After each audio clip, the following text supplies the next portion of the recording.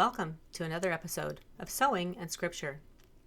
Today, we're going to be covering Genesis, chapters 26 and 27. That's right, we've made it past the halfway point in the book of Genesis. Remember, there are 50 chapters in the book of Genesis, so we still have quite a ways to go. But we've made it past that halfway point now. If you are enjoying these videos, please hit that like button, that little thumbs up down there. Make sure you're subscribed and hit that notification bell.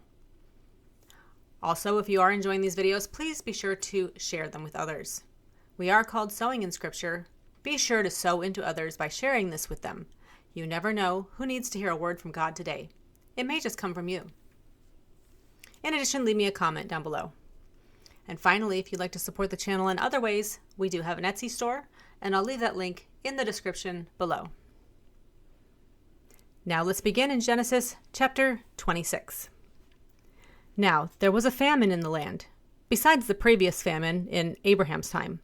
And Isaac went to Abimelech, king of the Philistines in Gerar. The Lord appeared to Isaac and said, "Do not go down to Egypt. Live in the land where I tell you to live.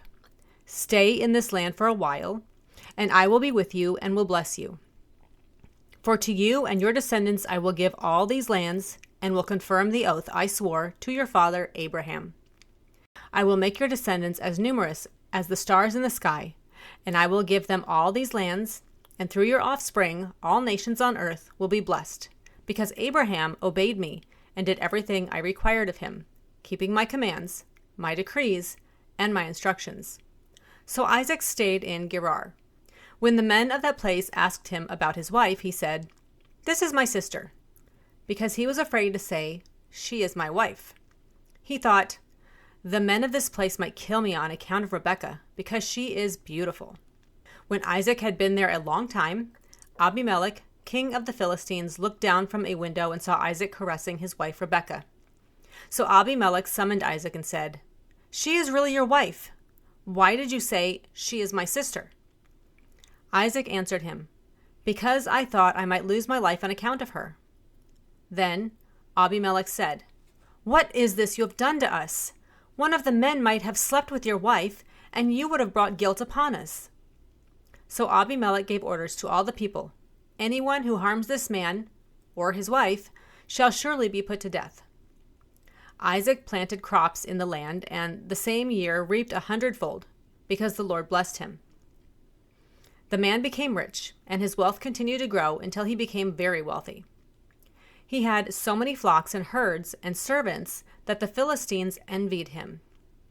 So all the wells that his father's servants had dug in the time of his father Abraham, the Philistines stopped up, filling them with earth. Then Abimelech said to Isaac, "Move away from us. You have become too powerful for us."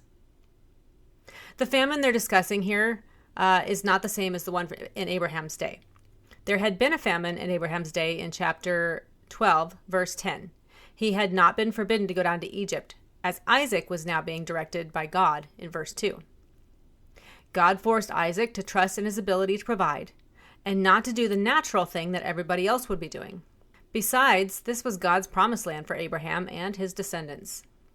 "She is my sister" is the very same expression Abraham had used in chapter 12, verse 13, and chapter 20, verses 12 through 13.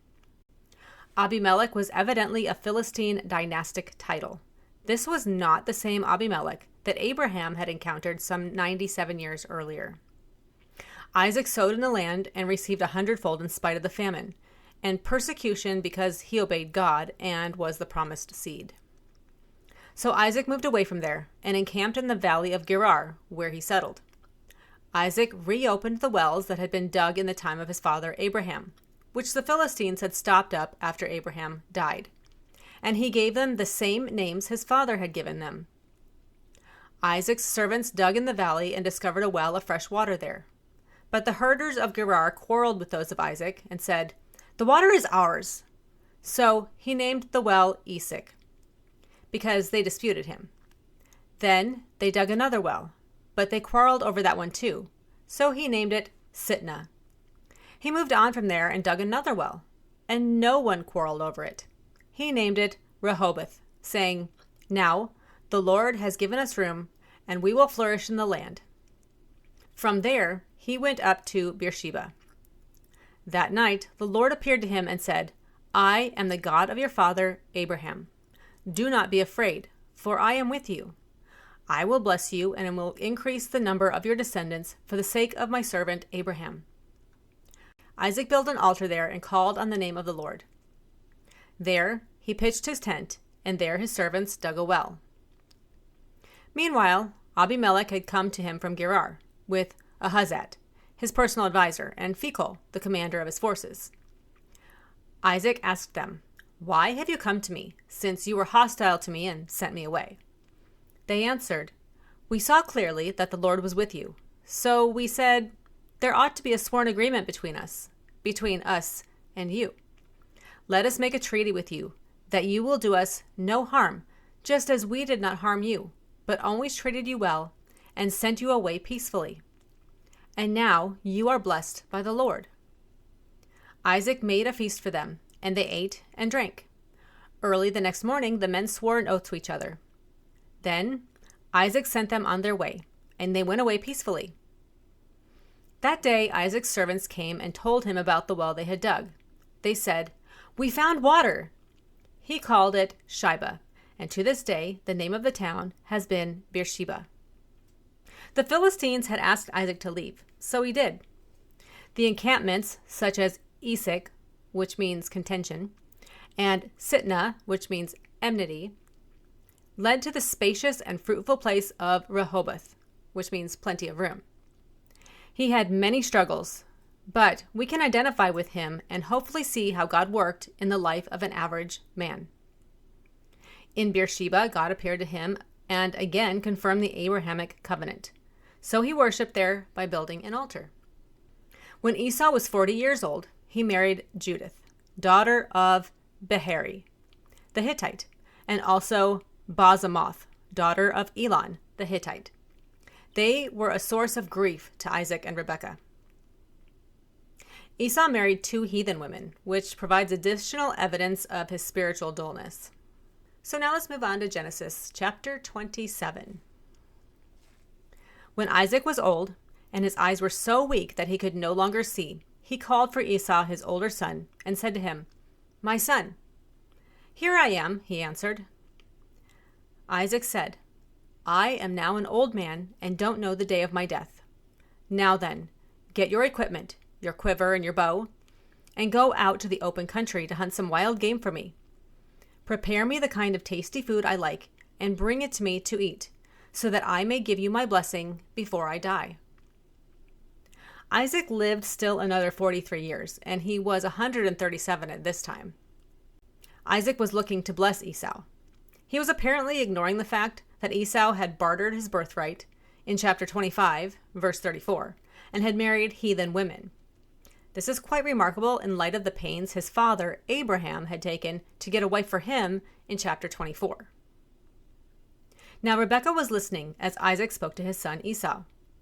When Esau left for the open country to hunt game and bring it back, Rebekah said to her son Jacob, "Look, I overheard your father say to your brother Esau, 'Bring me some game and prepare me some tasty food to eat, so that I may give you my blessing in the presence of the Lord before I die.' Now, my son, listen carefully and do what I tell you. Go out to the flock and bring me 2 choice young goats, so I can prepare some tasty food for your father, just the way he likes it. Then take it to your father to eat, so that he may give you his blessing before he dies." Jacob said to Rebekah his mother, "But my brother Esau is a hairy man while I have smooth skin. What if my father touches me? I would appear to be tricking him and would bring down a curse on myself rather than a blessing." His mother said to him, "My son, let the curse fall on me. Just do what I say. Go and get them for me." So he went and got them and brought them to his mother, and she prepared some tasty food, just the way his father liked it. Then Rebekah took the best clothes of Esau, her older son, which she had in the house, and put them on her younger son Jacob. She also covered his hands and the smooth part of his neck with the goat skins. Then she handed to her son Jacob the tasty food and the bread she had made. He went to his father and said, "My father." "Yes, my son," he answered. "Who is it?" Jacob said to his father, "I am Esau, your firstborn. I have done as you told me. Please sit up and eat some of my game, so that you may give me your blessing." Isaac said to his son, "How did you find it so quickly, my son?" "The Lord your God gave me success," he replied. Then Isaac said to Jacob, "Come near so I can touch you, my son, to know whether you really are my son Esau or not." Jacob went close to his father, Isaac, and touched him and said, "The voice is the voice of Jacob, but the hands are the hands of Esau." He did not recognize him, for his hands were hairy like those of his brother Esau. So he proceeded to bless him. "Are you really my son Esau?" he asked. "I am," he replied. Then he said, "My son, bring me some of your game to eat, so that I may give you my blessing." Jacob brought it to him, and he ate, and he brought some wine, and he drank. Then his father Isaac said to him, "Come here, my son, and kiss me." So he went to him and kissed him. When Isaac caught the smell of his clothes, he blessed him and said, "Ah, the smell of my son is like the smell of a field that the Lord has blessed. May God give you heaven's dew and earth's richness, and abundance of grain and new wine. May nations serve you and peoples bow down to you. Be Lord over your brothers, and may the sons of your mother bow down to you. May those who curse you be cursed, and those who bless you be blessed." Rebekah favored Jacob and instigated the deception in verses 6 through 29. Jacob had to resort to lying, and Isaac allowed his sense of touch, taste, and smell to overrule what he heard. The blessing included both benediction and prediction. Jacob would be the head over Isaac's household. After Isaac finished blessing him, and Jacob had scarcely left his father's presence, his brother Esau came in from hunting. He too prepared some tasty food and brought it to his father. Then he said to him, "My father, please sit up and eat some of my game, so that you may give me your blessing." His father Isaac asked him, "Who are you?" "I am your son," he answered, "your firstborn, Esau." Isaac trembled violently and said, "Who was it then that hunted game and brought it to me? I ate it just before you came, and I blessed him, and indeed he will be blessed." When Esau heard his father's words, he burst out with a loud and bitter cry and said to his father, "Bless me! Me too, my father!" But he said, "Your brother came deceitfully and took your blessing." Esau said, "Isn't he rightly named Jacob? This is the second time he has taken advantage of me. He took my birthright, and now he's taken my blessing." Then he asked, "Haven't you reserved any blessing for me?" Isaac answered Esau, "I have made him lord over you, and have made all his relatives his servants, and I have sustained him with grain and new wine. So what can I possibly do for you, my son?" Esau said to his father, "Do you have only one blessing, my father? Bless me too, my father." Then Esau wept aloud. His father Isaac answered him, "Your dwelling will be away from the earth's richness, away from the dew of heaven above. You will live by the sword, and you will serve your brother. But when you grow restless, you will throw this yoke off from your neck." Esau held a grudge against Jacob because of the blessing his father had given him. He said to himself, "The days of mourning for my father are near. Then I will kill my brother Jacob." When Rebekah was told what her younger son Esau had said, she sent for her younger son Jacob and said to him, "Your brother Esau is planning to avenge himself by killing you. Now then, my son, do what I say. Flee at once to my brother Laban in Haran. Stay with him for a while until your brother's fury subsides. When your brother is no longer angry with you and forgets what you did to him, I'll send word for you to come back from there. Why should I lose both of you in one day?" Then Rebekah said to Isaac, "I am disgusted with living because of these Hittite women. If Jacob takes a wife from among the women of this land, from Hittite women like these, my life will not be worth living." Esau was distressed and saw the event as a repetition of the birthright exchange, a fulfillment of the birth prophecy, and an explanation for Jacob's name, which forms the pun with supplanter. The cursed and blessed terminology reminds one of chapter 12, verse 3. Esau, also known as Edom, is doomed to privations, yet his day will come.